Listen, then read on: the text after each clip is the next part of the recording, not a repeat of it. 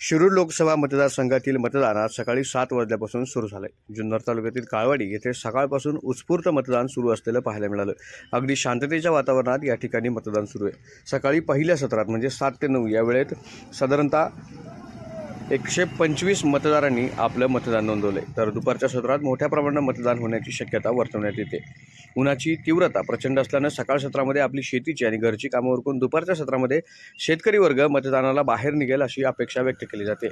सकाळच्या सत्रात मतदान कमी झालं असलं तरी दुपारच्या सत्रात चांगल्या पद्धतीने मतदान होणार असल्याचे यावेळी पोलिंग एजंट व त्या ठिकाणी उपस्थित असलेल्या कार्यकर्त्यांनी यावेळी बोलताना सांगितले। शिरूर लोकसभा मतदारसंघात आढळराव पाटील वर्सेस अमोल कोल्हे अशी ही लढत सकाळपासून कसं आहे मतदानाला नेमकं काय होणार याकडे सर्वांचं लक्ष लागले।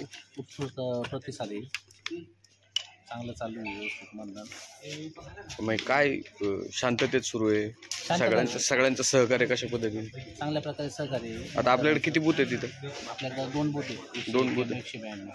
तुम्ही काय मतदारांना मतदान करण्यासाठी बाहेर काढण्यासाठी तुम्ही काय लोकांना पाठवले का, लोकांशी चर्चा करताय का? आता जे मळ्यामध्ये आहेत वयस्कर लोक आहेत त्यांच्यासाठी गाड्यांची सोय केली आणि कार्यकर्ते गेलेले आहेत मळ्यात। काळवडीतून किती टक्के मतदान अपेक्षित, तुम्हाला काय वाटतं किती टक्के मतदान होईल? साधारणतः 50% होणं अपेक्षित आहे। तेवढं मतदान होईल? हो, होईल। म्हणजे तसं मतदान करून घ्यायची व्यवस्था केली? केलेली आहे। धन्यवाद।